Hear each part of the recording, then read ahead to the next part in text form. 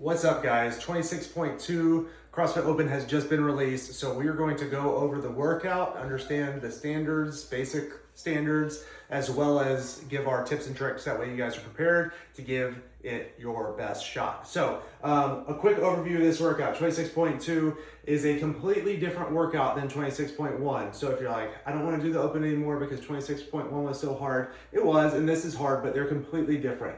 So real quick, we're thinking about this as three different sections.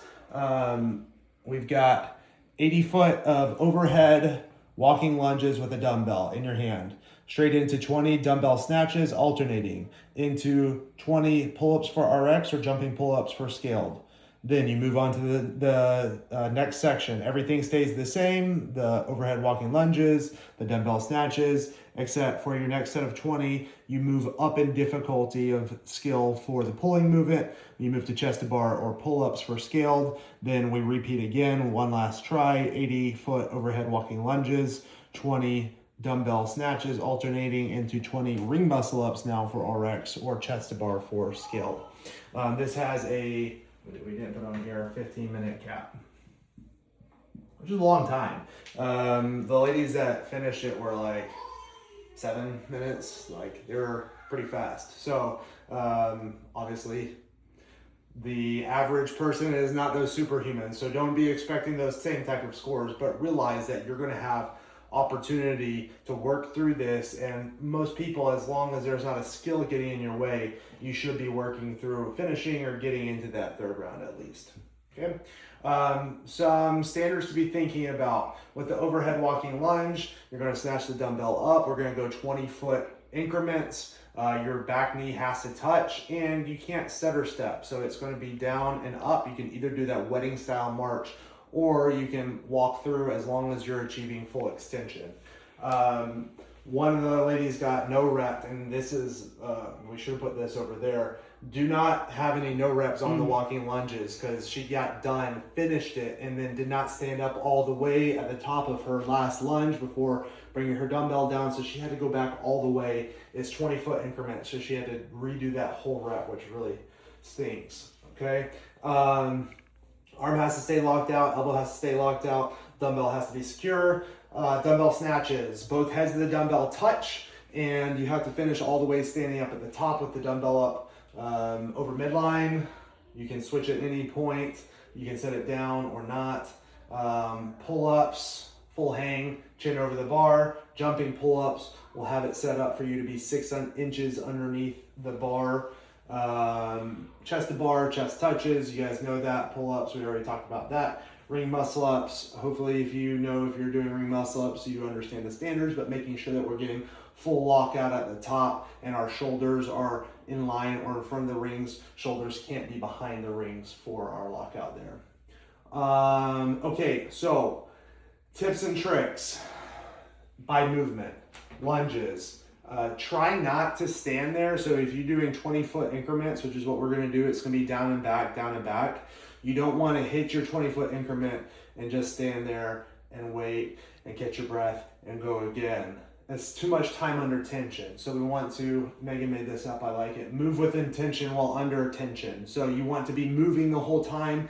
We don't want to rush the lunges and either like jack your heart rate up too much or have any no reps, but you want to move through this relatively quickly so that way you're not standing there with a dumbbell overhead and completely blowing up your midline.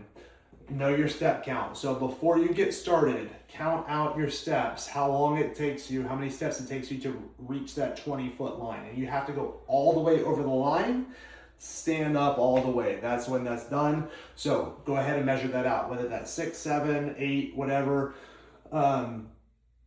Don't get there and be surprised or change your step length. Stick to the plan every single time. Move steady through it. Okay, overhead stability. Really, when you snatch or clean and jerk that dumbbell up, lock your shoulders in, lock your rib cage in. I'm nice and tight. I'm stabilizing through my core. So don't just get up and start going and your shoulders all over the place. Really be nice and locked in. And we already talked about, you can do that wedding style march where you come together and then go into your next one, or you can come from back forward as long as you're reaching full extension there, but you can't come up and take any steps. There'll be no rep. Snatches, move steady. So We don't want to rush these, especially that first round. You're going to be like, yes, I'm so fast at these. This is great. I feel so good. And then you're going to get in the rest of the stuff. You're going to go from pulling the dumbbell into pulling yourself with the pull-ups, so you can completely mess up this gymnastics portion here, which can really set your time back quite a bit. So move steady through them, breathe at the top. So I'm going to snatch.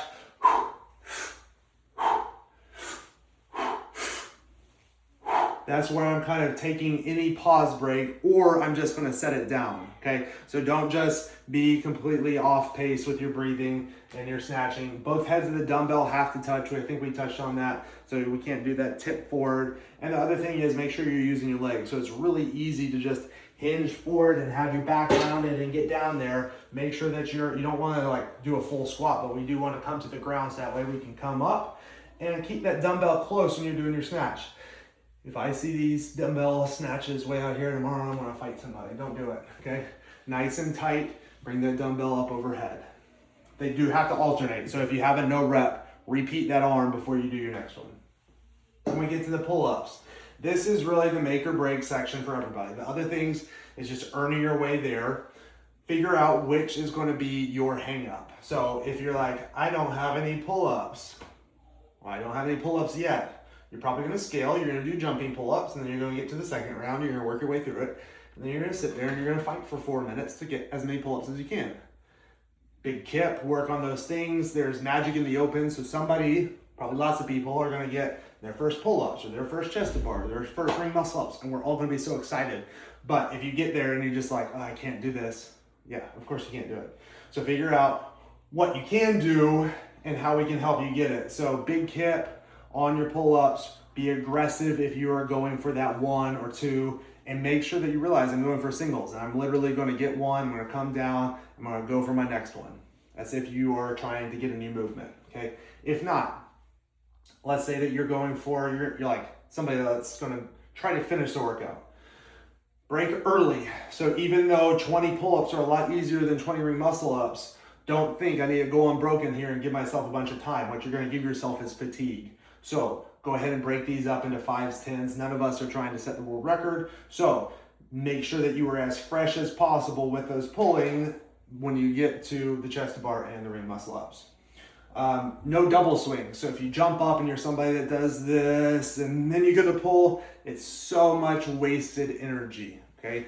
Kipping, when done correctly, is all about transference of kinetic energy, not injury, and potential energy. We are building up the potential energy and then we're unleashing it to get up. So if you're just swinging around there and then giving a big pull, all you're doing is making it harder on yourself. So come down early if you need to. If you get off rhythm, don't go, okay? And then keep tension in your kip and in your back swing. So try not to be doing this like big kicking thing where you're bending your knees and getting a big kick, unless you're doing like butterfly and that's intentional.